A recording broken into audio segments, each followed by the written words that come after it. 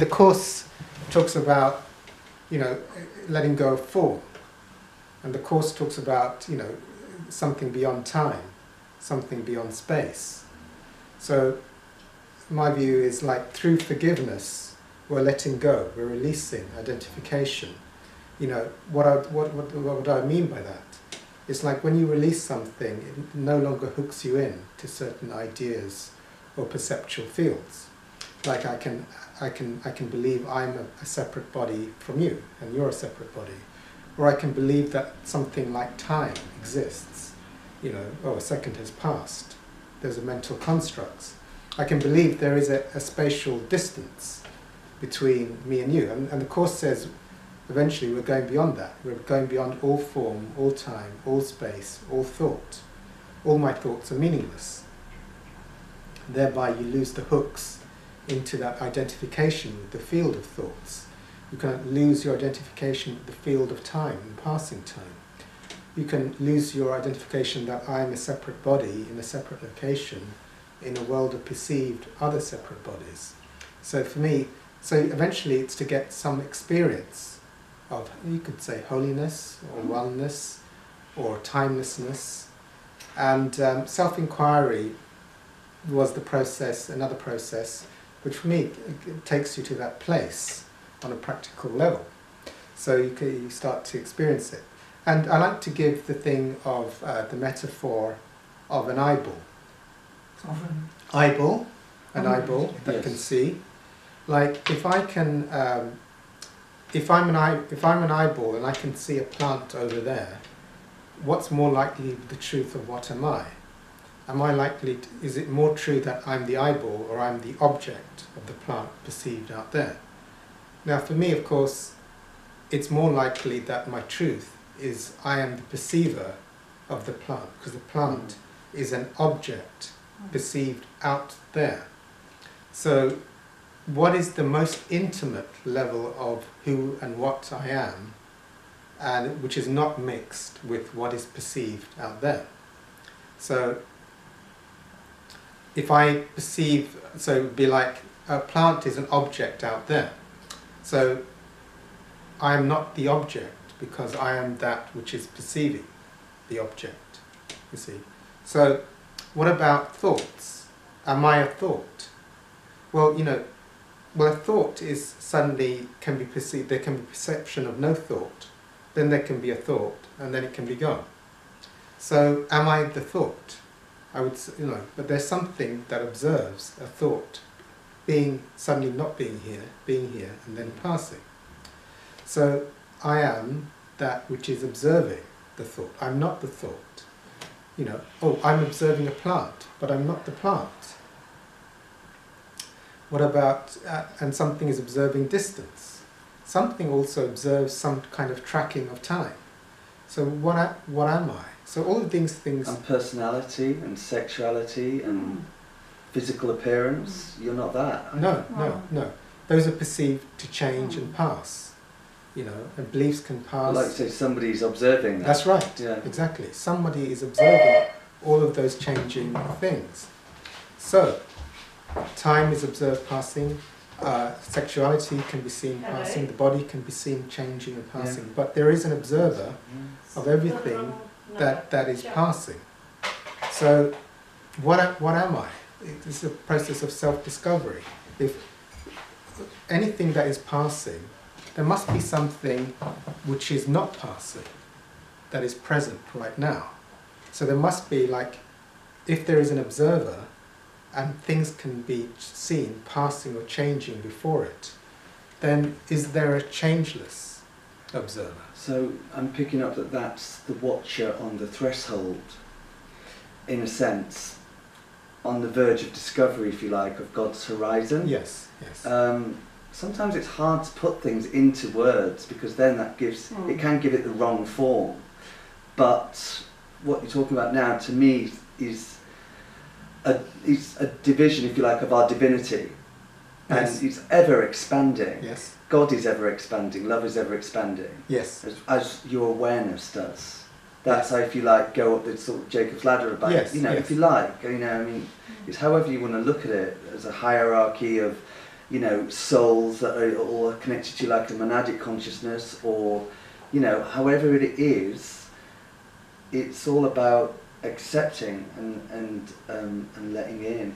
Just wanted to share that. Yes, thank you. And also another thing I wanted to share on the self-inquiry process is that when, you know, like I was I've shared this quite often, it's like I was talking in this room and then I mentioned the traffic noise outside, and then everyone heard the traffic noise outside.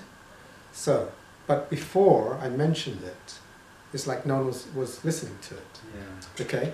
So this is quite important.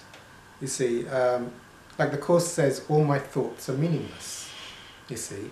So what gives solidity, or even that an experience is real, is the meaning or the projected interest or the identification with the phenomena, you see. Because otherwise you could argue that if there's traffic noise outside, you must hear it, yes? But actually we've all experienced, you know, that there can be like horrific noise outside and you hear nothing. So when there is no interest or identification in a phenomena, it actually doesn't exist for you. Yeah?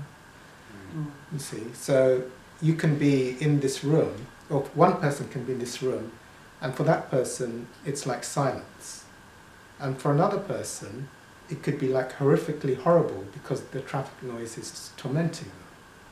So actually the experience vanishes when there is zero interest or letting go of identification with that phenomena. Okay? So that's also a thing. So the experience of what I am and what I am not, or what is here and what is not, changes with projected meaning, identification or interest in any particular thing. So now I'd like to bring it back. So we can do the process, and we can shift it. One of the questions is, what is your current, what are you right now? What's your experience of you in the present moment, you see? Is there a volunteer here who would like to? Yep, thank you. Okay, so, brilliant. So, basically, it's like, we're talking about this present moment, you see, and you're experientially, you know, what's your experience of you in this moment? What is your experience? That I am you. That you are me? Yeah. What does that mean? I am you, you are me, we are one. Okay, experientially, yes, we're talking about experience. So I'm just checking, just so I understand. Is, you know, you are me, and I am you. Is that an experience, or is that a mental construct? That's me accepting that I'm a spiritual being having a human experience, and that we are all spiritual beings having a human experience. So you're the same as me. So that's... But different at the same time, of course. Okay. Because you have your personality here, I have my personality, and that's all forever changing, but that's not us. That doesn't define us, does it? Okay. Although it does to the illusionary world. Okay, so right now, those were a lot of, let's say those are a lot of thoughts, okay? So all these thoughts are going on, I'm you, you are me, in this world. So let's call these thoughts, okay? So there has been times in your life when there's been no thoughts in mind, yes, even for a little while. And then there can be times that there are lots of thoughts in mind, you know, so it's something, but there is an observer of that which is observing thoughts, which is not thoughts. So let's say there's thoughts going on, which is fine. Can you go to that, and sometimes there's not been thoughts, sometimes there's been many thoughts, sometimes there's been no thoughts. So all of these thoughts are going on, and so I feel my answer that keeps coming to my heart is that I am spirit. Okay, what's your experience right now? I mean, are you located somewhere? I mean, experientially, I'm not talking about thinking about it. Yeah. I'm in this room and we're discussing this. Or, Okay. you know, what we know as a part of myself, if you like, is here in this room. Learning, sharing. Okay, this I, where is this I? When I talk What about is the this I mean I? person as in Mark, my name, who I've, you know, Okay. So not the Great Spirit, well the Great Spirit as well, but when I mentioned the I mention that I'm referring to me, that is Mark Stanway, that gets up every day, gets dressed, likes this, likes that, does this, does that, has these ambitions, that's ambitions. Is Mark in this room? Well, in truth, I am physically, yes and no, I've got two, is the answer to that question after this discussion, so I would say yes and no. Okay, so yes, so you are in this room and you're not in this room. So this is all being, the you that's in this room and the you that's not in this room, something is observing that, which is here right now, which is neither the you in the room, not in the room. Yeah. Can you go to that? Yeah.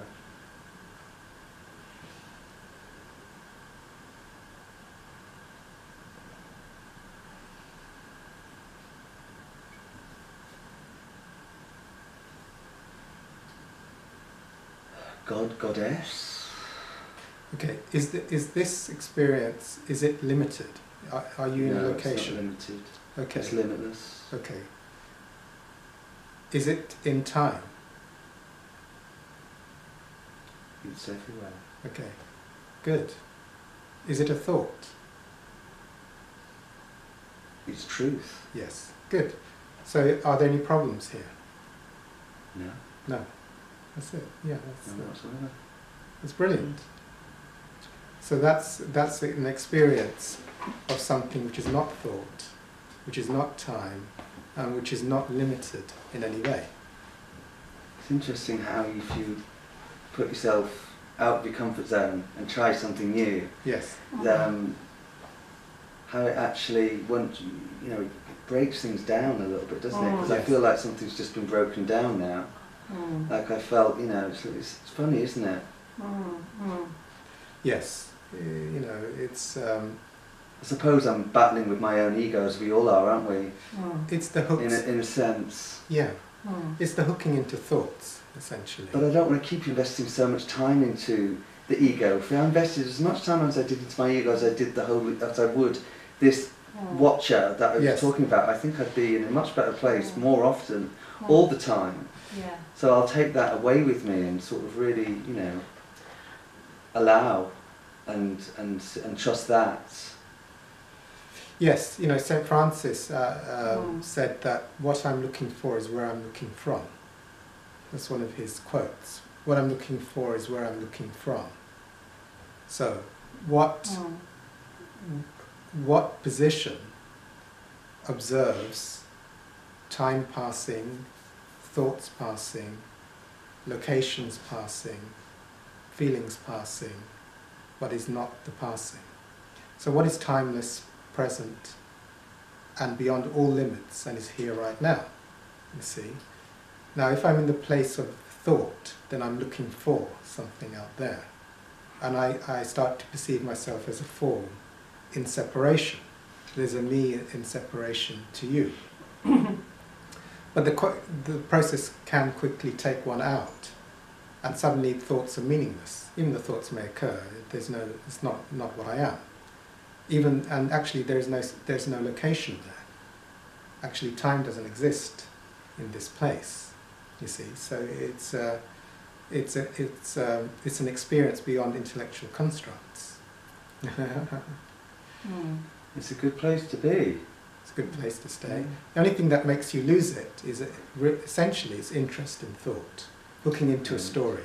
Yeah. So it's like now you're beyond time, beyond space, in the present moment, beyond a you that needs to be in the present moment, beingness, eternal, beyond all limitation.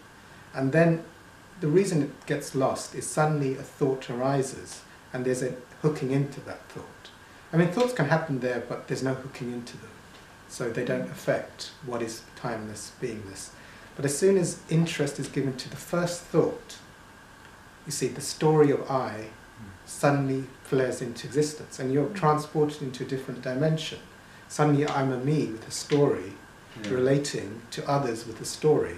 And it's almost like being a ghost trapped in some sort of spiritual realm in a sense, isn't it? You describe as something like that, you know, which even in this existence we can still be like trapped ghosts, haunted. Yes. It's quite bizarre. We all think, oh, that's only going to happen to the but no, this is like, you know, is there really any separation from heaven and from this? It's not, is it? No, no. To learn separation more of this, this technique, this exercise, and to practice it on myself, I want to learn more of it. Is it watch Muji videos? Yes, yes. Muji has lots of free YouTube videos. He no longer comes, because every time, I'd love to meet him. Apparently it was rumoured that he was at Amma's the last time, and so I was in the same room as him anyway, but when they do sort of satsangs now with him, it's always through video. He's here in July for a one-day retreat in Reading, and he usually comes here once a year. How many would be there though? It must be like the same as Amma, sort of. Yeah, it'd be like loads. Yeah. But he comes to... No, Amma attracts much more. Much more. Oh, right. Much more. He comes to London once a year usually. He has about 800 to 1,000. Where does he live? And now he's got his retreat in Portugal. He used to live in Brixton. Portugal? Yes. Was he South London, Brixton? Or Yeah. something? When I met him 15 years ago and Dimitri, I used to go regularly to his house on a Sunday. He used to have about 30 people squeezed into a room. I used to be there. And now you know, someone offered him free land in Portugal. Really? Wow. To do his work, and so he took it. Amazing. There's miracles that have occurred for him. On this topic, sorry, Sabbir. Yeah. This week I've been in a major turmoil, and I'm just trying to, you know, and I had this book, which I think this book should be on the curriculum, and the book by I was mentioning to you last week. Book by Michael A. Singer, and it's an incredible book, you know, and it kind of really, it's along the theme that Sabbir is talking about, the theme of self-inquiry, and you know, just getting into them. But it's just such an amazing book, the way he kind of really puts it together and the way he demonstrates it. It's that book over there, The Untethered Soul. And I was reading it and listening to it as an audio, and I was totally, and it kind of explains also for me, you know, why is it, you know, that we are having all this almost like it's a factory of thoughts. What exactly happens, and what is almost the source of those, you know, those thoughts, which, you know, what he says, and makes a lot of sense to me.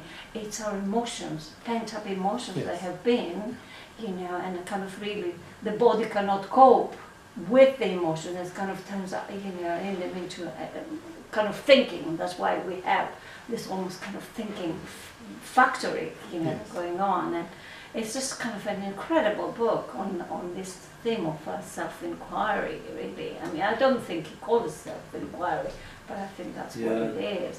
It sounds like it is something like that, definitely. Yes, I think he mentioned, I think he's gone to various people, I think it is, but it's quite beautifully the way he, you know, with parables and examples. Well, this for me, I admire how, if people, you know, when they write and how it affects people, and absolutely, you know, it does really cause miracles in people's lives, because it can really save them from death. Never mind raising people from death. You know, saving them from death is far more of a bigger miracle to me.